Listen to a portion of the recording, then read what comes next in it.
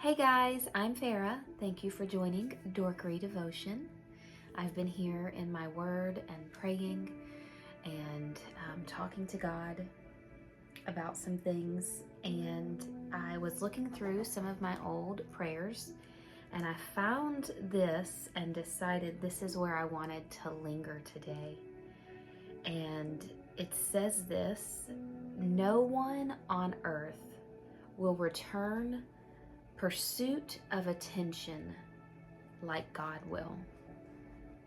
There's not anyone on this earth, whether it's a spouse, a friend, a child, a leader in your life, there's not anyone that you know that gives a return on your seeking attention like God does. It's the promise of His Word.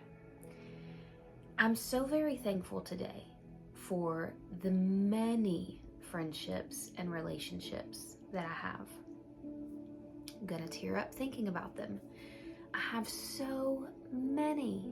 I hope that many of you watching consider yourself my friend, but I also think I have a lot of really good, healthy relationships because of guidance from the Lord in those relationships. I'm so thankful for friends that I love like family. I'm thankful for my husband and my children and my blood family. I'm thankful for that. I'm thankful that I am a member of a church, a pretty big church, where every single person I know there, I consider a friend, and I consider friends like family. I'm thankful that my life is abundant in people. But I'm even more thankful that I have peace in relationship with God, that I don't need to get my attention from people. Now, I will tell you, I'm really thankful for a husband that I can go to him and say, hey, I need attention, and I can get it. And I might have a few friends like that too, that I could text and be like, hey, I need your attention now. And they're like, okay, what do you need? I'm thankful for that. But we're talking about deep inner self longings that make us feel whole and complete and seen and lacking nothing. We've been talking about that a lot lately, lacking nothing and letting God be our source. But one thing I think that unless we take time and ask God to search us and know us, sometimes we can go through a lot of turmoil in our emotions and not realizing that we're really just needing attention. And there's an attention that is only made whole through our relationship with God. So I'm going to say that again. No one on earth will return pursuit of attention the way that God will. His word says in Matthew 6:6, when you pray, go into your most private room, and closing the door, pray to your Father who is in secret, and your Father who sees in secret will reward you openly. That's a return of your attention. He rewards your attention. The attention that you give to Him in devotion and private time and alone time, He rewards openly through fruitfulness in the rest of your life. Another one is Hebrews 11:6 that says that He is a rewarder of those who diligently seek Him. And I love the word diligently. It means steady and energetic effort. Energetic effort to know Him. He rewards that. He is a rewarder. I love that word. He rewards, because so many times people may try to convince you that God's not looking to bless you, God's not looking to give to you. The word says He's a rewarder. What do you think that means to you? He wants to give to you in every way. He is a rewarder of your energetic effort to know him. When you seek his attention, he will give you back attention better than anyone else on this earth can give you attention. Jeremiah 29:13 says, "You will seek me and you will find me when you seek me with your whole heart." Have you ever put so much effort into a relationship because you just needed that connection, you needed that friendship, you needed a friend, or maybe you needed approval. Maybe you needed somebody to tell you you were doing a good job and they see your efforts. And so you just keep pushing and pushing, hoping to get that pat on the back that maybe seems to never come. It's because you're seeking attention from the wrong source. When you seek God's attention, he rewards you openly and to a greater degree than anyone else could.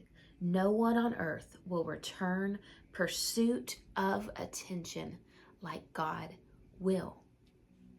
Now, let's talk about that, because we do pursue friendships, we do pursue relationships, we do pursue to be told we're doing a good job. Those are all normal things. But I realized a long time ago, in a healthy effort to understand my feelings, that only a few people in this world, and I really honestly want to take it down to like maybe one or two people, maybe only one or two people, you're gonna be the center of their world. I have a husband, I am the center of his world. For a while, if you're a parent, you will be the center of a child's world, but they will grow up. But there is a time when you are the center of everything that they need. You are the center of their, where they get their food, where they get their love, they can't do anything for themselves for a while. You're everything to them, but even that changes. So we enter these relationships and we have to know that not to everybody. You're not going to be the center of everybody's world, but it doesn't mean that the relationship isn't worth it. It doesn't mean that the friendship isn't worth it. And I hear so many people saying, you can't put into relationships what you're not going to get out of them. And I just disagree wholeheartedly. I know that I'm going to be the center of my husband's world, but you know what? I have best friends too. I have a best friend, and I never expect to be the center of her world, because she also has a husband and children, and they are the center of her world. But you know what we do? We don't love others as a pursuit of their attention. We love others in pursuit of God's attention. We love others because the word says to do everything as unto the Lord. So I made a decision in that realization that I'm not going to be the center of everyone's universe. Everyone has a home to go to, a family to go to, their own bills to pay, their own house to take care of. I'm going to be here in my home with my people, and I can't have the attitude that I'm not going to put in time for other people because I'm not going to be the center of their world. No, you make a decision that you value those friendships, you value those people.